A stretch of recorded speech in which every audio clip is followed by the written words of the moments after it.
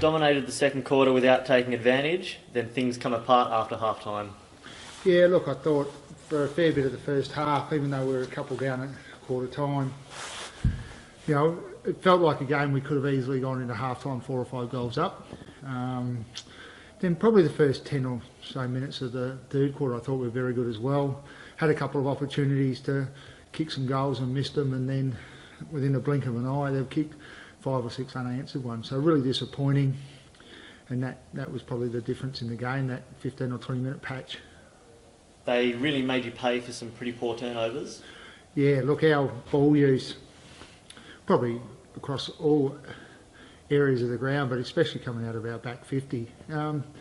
Look, when sides pressure well, and South pressured well at times, you understand that there's going to be some errors, but the number of times that we were free or, you know, should have been able to hit targets, we missed them and missed them significantly, so that hurt us. Strike was good up forward again, but needs some help. Yeah, look, I thought our forward line really struggled, but having said that, and the stats often don't tell the story of what the game says, I think we had both sides had an even number of scoring shots, so 22 scoring shots each. South went inside forward 50 10 more times than us, so on efficiency stats our forwards are much more efficient than South Fremantle. I think anyone who watched the game, I think, you know, wouldn't have thought that. So South only scored 40% of the time going inside forward 50, and we were 50 plus. Bizarre stat, that one, because I thought our forwards were disgraceful and theirs were very good. Another big scalp for Munns, and he won a fair bit of his own footy. Yeah, look, that's probably the pleasing thing with Dean today. Able to do the job, won enough of the footy, won a couple of clearances. So, look, I think that's 8 weeks in a row.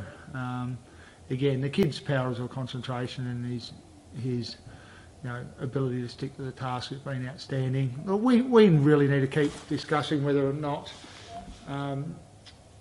you know, that's worthwhile for us, and I think again today you'd say it was, but you know, at some point should we put him onto Ryan Cook? I think Ryan Cook's second half, you know, he was extremely good, but I would have thought between Lynch, Nelson, Van Berlo, Black, Kerr, you know, we should have been able to absorb a bit of what Ryan Cook did, and I'm really disappointed in our efforts of our other mids not to defend very well through the middle of the ground. Despite the way it went, good for Luke Tedesco to reach 150 games. Yeah, Luke's been a fantastic servant of the football club. You know, his career was probably fairly young when I took over. He's been a real warrior. He's always put the team before himself. He's well respected. You know, he's a premiership player, former captain of the club, fantastic person. And it's great that he got to 150, and obviously today we're really disappointed that we weren't able to put in a performance that probably matched what he's done over a long career. How did you see Chris Coonan's return? Serviceable. I thought first half he was okay. I think Brock Higgins was clearly the best big man on the ground, so clearly beat Chris on points, but you know, there were some encouraging signs early, but you know, Chris has missed a fair bit of footy. His form in the reserves wasn't great. It was serviceable, and for a half he was serviceable today, but he needs to improve in the next couple of weeks. Luke Meadows wasn't too bad on Ben Saunders, but he still ended up with 6. Yeah, Ben's an exceptional talent.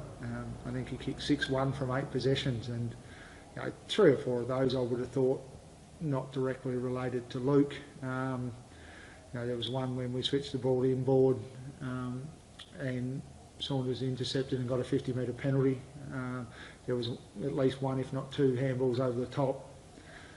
So you know, he was stiff, but the stats say and the scorebook says he kicked 6 on him. So Luke will be disappointed, but you know, it's a great learning for Luke. I think you know, there's nothing wrong in a person's career and nothing wrong as a team, that we're taught lessons as long as we learn from those lessons, and hopefully Luke will learn something from today and be better for it. Expect Nick Rodder back? He'd be touch and go. Look, we'll err on the side of caution. We're at that part of the season where you know, the weather and everything's not great, and he's got a slight strain in a quad, so we'll probably err on the side of caution. I expect that he's probably 50-50. Manning's probably 2 weeks away. Rasmussen late out today. He'll probably come back next week, you would think. And then there's a couple of kids playing good footy in the reserve. So, you know, we think there's still a bit of depth. And although we had 4 or 5 out today, hopefully we'll get a few of those back in the next couple of weeks. Have to be ready for a desperate East Fremantle next weekend? Yeah, look, in some ways we're lucky with Peel and East Fremantle going down today. We're able to hold on to third spot. But next week's game's, you know, ultra critical for both clubs. We can open up a 2-game gap on East Fremantle, or we can draw level them with their percentage advantage over us. You know, it'll slip us down to 4th. Peel have a bye, then we've got Peel the week after. So, you know, the challenges keep coming, and whilst I've been really proud on the way the players have been able to turn around a 1-4 start, we can't now rest and think we've done enough. You know, there's a certain number of games we need to get to, and we're well short of that at the moment.